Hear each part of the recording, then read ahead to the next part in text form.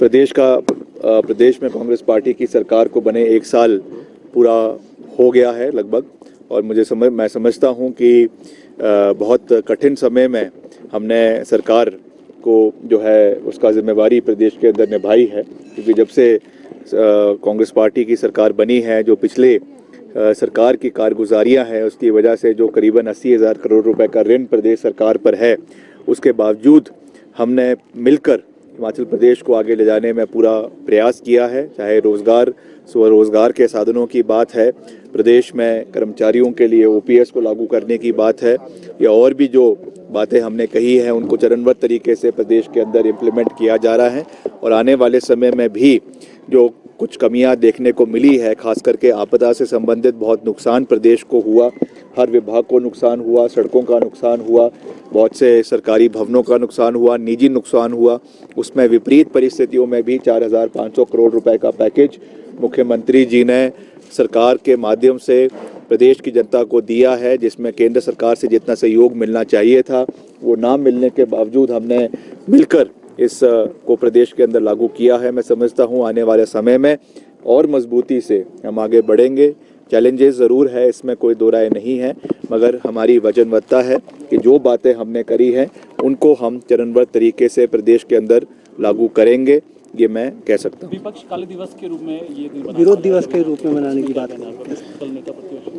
मैं समझता हूँ कि ये ओछी राजनीति है, और जयराम जी जो है बेगानी शादी में जो है नाच रहे हैं, और जो है परिणाम कहीं और आए हैं, और जो है नाटी यहाँ लगा रहे हैं। तो वैसे यूं ही नहीं जयराम जी को हिमाचल का नाटी किंग कहा जाता, हर जगह नाटी लगाने लग जाते हैं, मगर मर्जी उनकी है, लगाए अच्छी बात है, मगर वो अपने परिणाम देखें, अपनी कारगुजारियों को देखें, और सरकार द्वारा जो उनको 1 साल पहले सत्ता से बाहर किया गया है उस चीज़ पर ध्यान दें। अगर मुद्दों के ऊपर विरोध करेंगे हमें कोई दिक्कत नहीं है, मगर बेवजह अनशंट बयानबाजी करना, पिछले कल मैं उनका छत्तीसगढ़ का बयान पढ़ रहा था कि छत्तीसगढ़ के जो है पैसे से यहाँ पे सरकार बनी है, इस तरीके की तथ्यहीन बातें करना मैं समझता हूँ उनको बिल्कुल भी शोभा नहीं देता। और अगर है ऐसा कुछ तो उनके पास सारी इन्वेस्टिगेटिंग एजेंसीज है, केंद्र सरकार के पास ईडी उनके पास है, सीबीआई उनके पास है, पता कर ले कि ऐसा कुछ हुआ है या नहीं हुआ है। मैं समझता हूँ कि ये इस तरीके की बात करना उनको शोभा नहीं देता है, और गरिमा पूर्वक रहकर जो है वो उनको बयानबाजी करनी चाहिए। प्रदेश हित में कार्य सरकार कर रही है, उसमें उनको सहयोग करना चाहिए।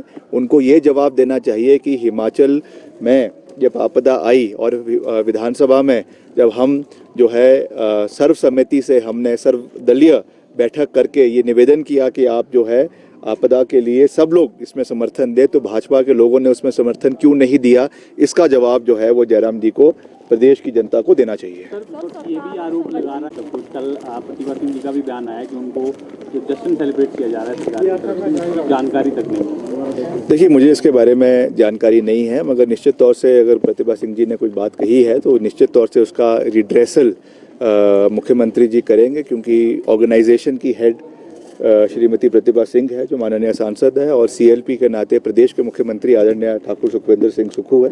और इसमें कोई दो राय नहीं है कि सरकार और संगठन के बीच में पूरे तरीके से तालमेल होना भी चाहिए, क्योंकि सरकार जो है वो कांग्रेस पार्टी की है, संगठन के माध्यम से बनी है। उसमें मुझे विश्वास है कि मुख्यमंत्री जी इसका संज्ञान भी लेंगे, वो खुद संगठन के व्यक्ति है, और मिलकर प्रदेश में कांग्रेस पार्टी की सरकार को चलाने में संगठन के साथ तालमेल बनाकर कार्य करेंगे। इसमें कोई दो राय नहीं है, ये मैं कह सकता हूँ। सर, बर्फबारी का मौसम है और सड़कों के साथ नहीं, हम पूरा उसमें लगातार प्रयास कर रहे हैं। नई मशीनरीज प्रदेश के अंदर हमारे विभाग द्वारा खरीदने का प्रयास शुरू हो चुका है। जेसीबीज है, स्नो ब्लोअर मशीन्स है, उसका अभी 2 दिन पहले ही हमने स्वीकृति दी है, और 3-4 नए स्नो ब्लोअर मशीन्स प्रदेश के हायर क्षेत्रों में लगाए जाएंगे। उसके साथ नई गाड़ियां जो है वो डिपार्टमेंट को दे दी गई हैं। आपके यूटिलिटी व्हीकल्स अलग अलग डिविजन्स में देने का प्रयास किया जा रहा है, और जितने भी स्नो बाउंड हमारे डिविजन्स है, विधानसभा क्षेत्र है, वहाँ के अधिकारियों के साथ में अभी एक विशेष बैठक आने वाले समय में करूँगा, और वहाँ के उनको पूरा निर्देश दिए जाएंगे कि सड़कों की आवाजाही पे कोई भी समस्या ना हो, और जहाँ पर भी इस तरीके की कोई मौसम ख़राब होने की वजह से सड़क बंद होते हैं उन्हें तुरंत प्रभाव से खोला जाए। इसके लिए सख्त निर्देश हमारे विभाग के अधिकारियों को दे दिए गए हैं। सर, क्या टारिंग का काम है वो बंद करने की निर्देश दे दिए गए हैं और इस साल का जो टारगेट है सर कितना है? नहीं, एनुअल जो हमारा एनुअल टारिंग का प्रोसेस रहता है वो भी लगभग कई जगहों पे वो मीट हो चुका है, कई जगहों पे थोड़ी बहुत उसमें कमी भी है, मगर लगातार जो अभी मैंने रिव्यू बैठक भी करी है जिला कांगड़ा में, मैं अभी था पीछे, वहाँ का भी मैंने रिव्यू किया कांगड़ा का, तो वहाँ पर भी लगातार ऑलमोस्ट जो है वो टारगेट्स जो हमारे कहीं 20 किलोमीटर है, कहीं 25 किलोमीटर है, वो पूरे हो चुके हैं। मगर फिर भी अभी क्योंकि मौसम जो है वो काफ़ी ठंडा हो गया है और सब ज़ीरो के नीचे या कम टेम्परेचर में जो है वो टारिंग नहीं हो पाती है, इसलिए उसको अब आगे आने वाले समय में जब है मार्च अप्रैल महीने के बाद उसको फिर से प्रदेश के अंदर शुरू करवाया जाएगा। उसके लिए भी हमने कहा है, अभी हमारा PMJSY का भी एक बहुत बड़ा प्रोजेक्ट प्रदेश को मिला है, उससे भी करीबन जैसा मैं बारी बारी कहता हूँ कि करीबन 2800 किलोमीटर सड़कों का अपग्रेडेशन और टारिंग का कार्य प्रदेश के अंदर बहुत जल्द शुरू हो जाएगा। उसकी भी सारी प्रक्रियाएं, टेंडरिंग प्रोसेस शुरू हो चुका है, जल्द उसका कार्य भी शुरू होगा। उसके अलावा चाहे हमारा CRF है, चाहे हमारा NABARD है, चाहे और चीज़ें हैं, उनको मिलकर हम प्रदेश में सड़कों के निर्माण के लिए, रखरखाव के लिए पूरा प्रयास कर रहे हैं। Thank you.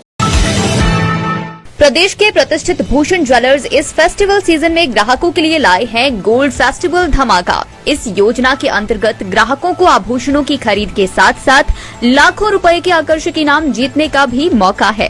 इसमें पहले इनाम के रूप में 100 ग्राम सोने का सेट, दूसरा इनाम 50 ग्राम सोने का सेट और तीसरा इनाम 25 ग्राम सोने का सेट है। इसके अतिरिक्त आप जीत सकते हैं 25 चांदी के गिलास, 25 चांदी के कटोरे, 25 गणेश व लक्ष्मी की मूर्ति और 25 चांदी के सिक्के। इतना ही नहीं, हर 50,000 की खरीद पर आकर्षक उपहार भी दिया जा रहा है। योजना 15 अक्टूबर से शुरू हो रही है और 15 दिसंबर तक चलेगी। तो इस गोल्ड फेस्टिवल धमाका का लाभ उठाने के लिए पहुंचे भूषण ज्वेलर्स के लोअर बाजार सोलन स्थित शोरूम में। यार ऋतु, आज शॉपिंग करते हैं, पर कहां से करेंगे? मुकेश ट्रेडिंग कॉर्पोरेशन में वैरायटी इतनी कि तुम्हारा दिल झूम उठेगा। लेकिन ये कहां पर है? ये है मेन बाजार कुनिहार में, सब एक ही छत के नीचे। अब इधर उधर क्यों जाना जब अपने शहर में सब कुछ मिल रहा है, वो भी बढ़िया और अपने बजट में।